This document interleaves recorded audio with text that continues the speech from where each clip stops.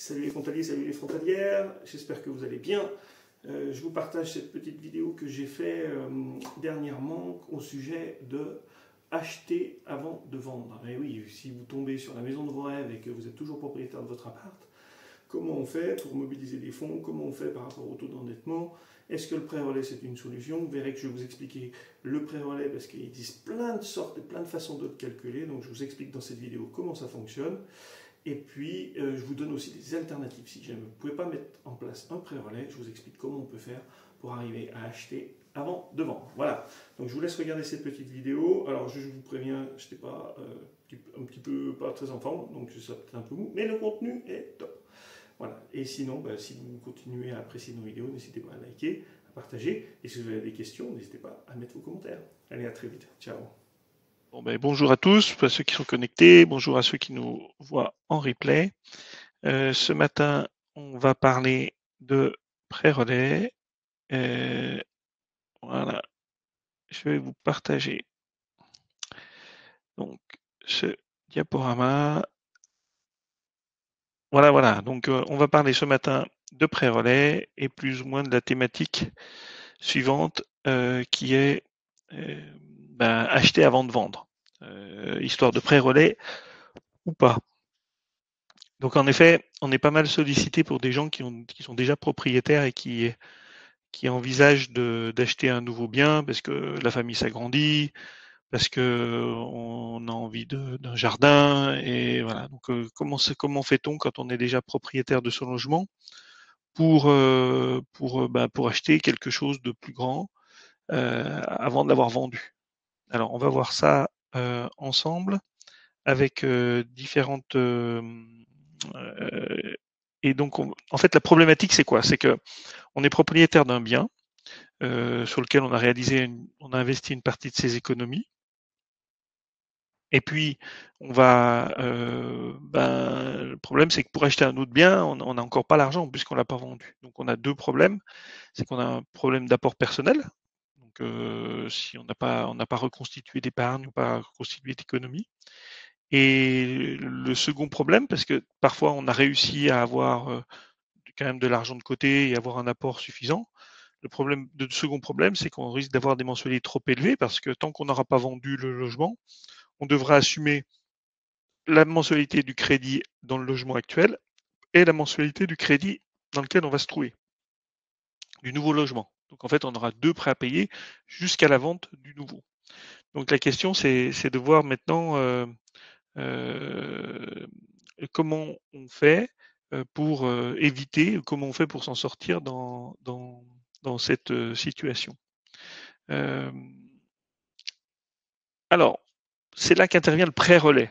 C'est-à-dire que ce qui va se passer, c'est que la banque, elle va vous faire une avance, c'est-à-dire qu'elle va vous avancer une somme sur le produit de la vente future de votre logement. Donc, elle fait un relais entre l'achat du nouveau bien et la vente du bien actuel. Donc, elle vous avance cet argent. Ça vous présente l'avantage de pouvoir acheter et puis aussi ça permet d'éviter un déménagement, hein, puisque ça veut dire que vous pouvez acheter, vous déménager et ensuite vous vendez l'autre. Voilà. Alors il faut savoir que le prêt-relais, c'est quelque chose de très temporaire, hein. C'est 12, 24 mois maxi ou c'est 12 mois renouvelables une fois. Donc ça c'est c'est pas destiné à durer dans le temps. Donc ça veut dire qu'il faut que ça se fasse dans un marché de l'immobilier où les banques elles ont certaines sécurités sur la vente de votre bien. Ce qu'il faut savoir aussi, c'est que les taux d'intérêt sont plus élevés que sur les prêts amortissables. Alors les prêts amortissables, par exemple, si en ce moment sur les prêts en euros, on est à 3,7, 3,8, 3,6, même un peu moins des fois sur 25 ans, sur les prêts relais, on sera à plus de 4%. Mais c'est temporaire, c'est le temps de la vente de votre logement. Donc c'est à relativiser ce coût. Et souvent, en plus, les intérêts sont capitalisés sur la dette. Il existe deux types de prêt-relais, avec ou sans rachat d'encours. Alors, on va voir ça plus en détail après, mais ce qu'il faut surtout entendre, c'est que le prêt-relais, c'est pas quelque chose qui est identique dans toutes les banques. Au contraire, c'est même différent de partout, c'est-à-dire que les modes de calcul, les façons de prendre en compte les valeurs, les montants, le fonctionnement est différent d'un établissement à l'autre. Donc il n'y a pas un prêt-relais pour tout le monde. Il y a un prêt-relais dans chaque banque qui peut être différent. Donc ça veut dire que peut-être que dans certains cas, la solution de votre banque est pas forcément pertinente. C'est-à-dire elle ne va pas fonctionner. Et puis on va trouver une solution ailleurs. Donc c'est pour ça qu'il ne faut pas non plus trop se bloquer si votre banquier ne vous donne pas une réponse favorable à votre financement. Il existe des solutions peut-être par ailleurs on va essayer de voir ensemble juste après. Donc voilà, ayez bien en tête une chose, c'est temporaire, c'est 12 à 24 mois maxi, donc ça veut dire qu'il ne faut pas que ça dure trop longtemps dans le temps. Les taux d'intérêt sont plus élevés que sur les prêts amortissables, oui, mais c'est temporaire aussi, donc ça vous évite des frais de déménagement, de prendre une location, etc. Et il y a un mode de calcul qui est différent, donc on va regarder ça maintenant dans le détail avec ou sans rachat d'encours. Pour illustrer ça, on va faire un petit graphique pour vous expliquer comment ça marche. Je prends l'exemple là qui nous concerne. On est sur un bien dont la valeur est de 400 000 euros. C'est la valeur d'expertise ou la valeur de net vendeur. Ça veut dire si vous avez signé un mandat de vente pour votre logement, c'est souvent demandé par les banquiers d'avoir un mandat de vente pour le pré-relais, ou à minima une valeur d'expertise, au moins 2 avis d'agence immobilière sur la valeur. Donc dans votre cas, si la valeur de votre bien elle est de 400 000 et que le capital restant dû est de 100 000 euros. Alors, comment on va fonctionner? Comment on va calculer le montant du prêt relais? Eh ben, la banque, elle va prendre donc le net vendeur, donc la valeur de 400 000, elle va déduire 100 000 euros donc du capital restant dû, parce qu'au moment de la vente, il faudra solder ça. Et ça veut dire que il va vous rester, une fois que vous aurez vendu votre appartement et soldé votre prêt, il va vous rester 300 000. Toutefois, afin d'avoir une certaine marge de sécurité, assez souvent, parce que je ne peux pas dire que ce soit la règle, mais assez souvent, on prend en compte, la banque, elle prend une marge de 70%. Donc ça veut dire que le montant de financement qui va être réalisé va être un prêt relais de 210 000. Donc ça veut dire que la banque, elle va vous avancer 210 000 euros sur votre appartement pour financer le nouveau bien. Donc ça veut dire que par rapport à dans votre financement, c'est comme si vous aviez de l'apport personnel, c'est comme si vous alliez apporter 210 000. Alors attention sur les valeurs, donc parce que là récemment j'ai contacté une banque pour faire une mise à jour. Comme je le disais, il y a des disparités. Hein. Il y en a certains, ils prennent le 70%, il y en a d'autres qui montent à 80%, il y en a qui prennent 50%, qui prennent 70% seulement si vous avez signé un compromis pour la vente de votre logement, d'autres qui prennent 50%. Bref, donc il faut voilà, ce chiffre de 70% est à prendre avec des pincettes, je dirais. Voilà. Ça, dans ce cas-là, on n'a pas racheté l'encours. Ça veut dire que tant que vous n'avez pas vendu votre logement, vous aurez à payer le prêt de votre sur les 100 000, la mensualité de votre crédit actuel. Vous aurez à payer la mensualité du prêt futur, sauf si vous avez négocié avec la banque d'avoir un différé pour commencer le remboursement du crédit. Voilà. Donc ça, ce sont les principaux points à avoir en tête. Ça veut dire que pendant quelques mois, il faut avoir un peu de trésorerie pour pouvoir supporter les deux si vous n'avez pas de différé sur le nouvel objet. Ça, c'est sans rachat d'encours. Maintenant, on a certains établissements qui vont faire avec rachat d'encours. Alors, le fonctionnement est un petit peu différent. Donc, on est toujours là, dans notre cas, sur un logement d'une valeur nette ou d'un mandat de vente à 400 000 euros. On a toujours 100 000 de capital restant dû. Et en fait, ce qui va se passer, c'est que la banque, elle va retenir une valeur de votre logement à hauteur de 70%. C'est-à-dire qu'elle va prendre une marge de 30% si jamais le marché de l'immobilier se casse la figure, si vous y avez des difficultés à vendre. Elle veut s'assurer que ce soit quand même réalisable. Et donc, c'est pour ça qu'elle va pondérer à la baisse la valeur de votre logement. Donc, elle va retenir une valeur de 70%. Donc, dans notre cas, ça veut dire 280 000. Mais ce qu'ils vont faire, c'est qu'ils vont ils vont racheter la dette. C'est-à-dire qu'ils vont solder, avec ces 280 000, ils vont solder le capital restant dû du prêt en cours de 100 000 euros. Donc 280 moins 100 000, ça veut dire que vous aurez un prêt relais de 180 000 que vous pourrez injecter sur le nouveau projet. Par contre, l'avantage d'une telle situation, c'est que vous n'avez plus de mensualité à payer puisque le prêt il a été soldé. Et à la vente, vous disposerez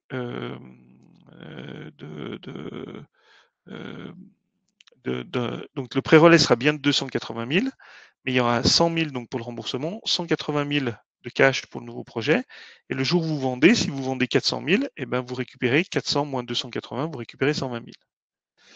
Un petit inconvénient, c'est que parfois les banques, elles font des exonérations sur les pénalités de remboursement anticipé si vous utilisez votre propre argent.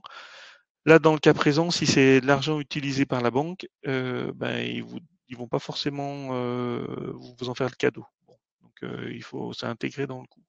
Mais l'avantage de cette formule, c'est que ça permet de neutraliser la charge de crédit. Donc vous êtes beaucoup plus confortable parce que dans votre nouveau projet, quand vous démarrez, vous n'avez plus qu'une seule mensualité, celle de votre nouveau dossier. Alors par contre, le problème de ça, c'est qu'il faut que votre dette, vous ayez déjà amorti une grande partie du prêt. Parce que imaginons que votre crédit soit, votre capital restant dû soit de 300 000. Alors dans cette hypothèse, si on fait 400, donc le maximum du prêt relais c'est 280, mais si votre dette elle fait 300 000, ça ne marchera pas, on n'arrivera pas à s'en sortir. Alors il y a certains établissements qui peuvent racheter, mais il va rester un reliquat, et on rentre dans quelque chose de très compliqué. Donc ça fonctionne bien si vous avez déjà amorti une grosse partie du crédit. En revanche, si votre dette est supérieure à 70% de la valeur de votre bien, ça va être beaucoup plus compliqué à mettre en œuvre. Donc voilà. Donc, ici, on est sur la formule avec rachat d'encours. Attention pour les frontaliers, un petit bémol aussi sur la nature du capital restant dû. Parce que si la nature du capital restant dû est un prêt en francs suisses, alors c'est possible que les banques n'interviennent pas pour faire le rachat parce qu'il y a des problèmes de risque de change, etc. Donc voilà, ça peut poser une problématique. Donc voilà, on vient de voir d'un côté donc le pré-relais classique et l'autre avec rachat. Alors maintenant, on peut voir aussi acheter avant de vendre, mais sans prêt. C'est possible, par exemple, si vous avez un apport personnel et si votre niveau de revenu vous permet d'absorber les deux mensualités. Je vous donne un exemple. Vous avez pour un couple frontalier tous les deux, vous avez 15 000 euros de revenus. Actuellement, la mensualité sur votre crédit et vous avez 200 000 euros d'épargne. La mensualité sur votre crédit est de 1 500 euros. La mensualité sur le nouveau crédit, elle va être de 2 000. Bon, en termes de taux d'endettement, on est bon. En termes d'apport, on est bon. Donc, pas de problème. On peut réaliser l'opération.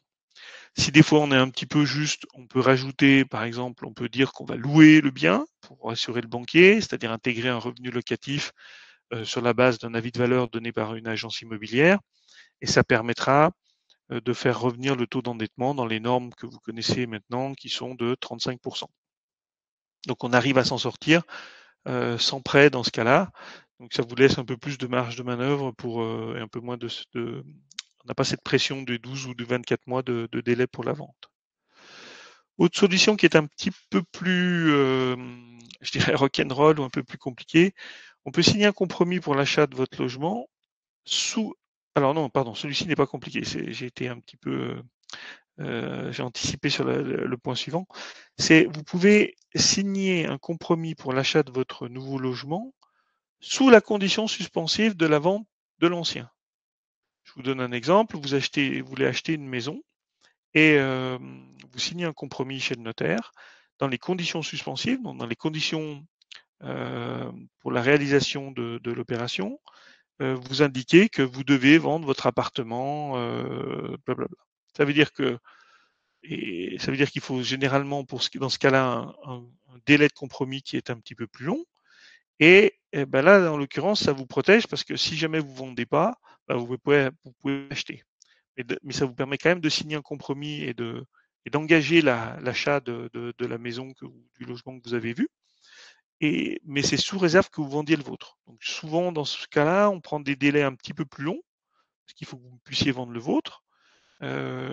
Et puis, par contre, ça présente un avantage quand même, cette solution. Ça veut dire qu'on pourra quand même monter le dossier de financement très vite, parce que le banquier, il est protégé aussi du fait qu'il y a cette condition suspensive de la vente de votre logement. C'est-à-dire qu'il va monter le dossier de prêt comme si vous aviez vendu déjà votre logement. Et au moment donc de la réalisation du projet, bah, si vous avez vendu, vous avez l'argent, donc vous pourrez acheter. Et si vous n'avez pas vendu, bah, il y a tout qui va s'arrêter. Donc ce sera une condition suspensive. Voilà. Donc là, par contre, il faut quand même que le vendeur il soit d'accord. C'est-à-dire que si le vendeur, pour une raison X ou Y, souhaite pas inclure cette condition dans la transaction, voilà, vous pouvez être bloqué. Donc ça c'est une solution. Et puis éventuellement, ce qui existe aussi, c'est la vente longue. Donc vous pouvez acheter sous réserve d'obtention d'un financement. Et par contre, vous donnez un délai de 6 mois. Comme ça, en attendant, bah, vous espérez vendre votre appartement dans l'intervalle. Le danger, c'est que vous êtes obligé d'attendre la vente de votre appartement pour monter le dossier de financement et que si jamais la vente elle se fait pas, ça peut tout s'arrêter. Alors toujours, vous êtes toujours protégé par des clauses, des conditions suspensives d'obtention de financement, mais c'est quelque chose un peu plus sportif qui peut s'envisager dans certains cas si vous êtes. En fait, cette situation, il faut l'envisager si vous êtes certain de vendre rapidement votre appart ou votre maison. On peut éviter on peut éviter ça. Donc voilà quelques alternatives à la solution du prêt relais qui peuvent vous permettre de boucler des opérations. En conclusion, avant d'acheter de vendre, acheter avant de vendre, c'est une opération qui est plus complexe. Donc il faut anticiper, il faut rencontrer son partenaire bancaire pour voir comment on peut organiser ça. Euh, Son partenaire bancaire ou plus simplement peut-être un courtier. Il faut avoir une valeur correcte de son logement. Donc une valeur correcte parce que si vous surévaluez votre logement, ça peut vous mettre dans une situation difficile, hein, puisque si vous avez 12 mois ou 24 mois pour le vendre et que vous l'avez vraiment surévalué, vous pourrez être en situation compliquée. Donc demandez un ou deux avis de professionnels de l'immobilier.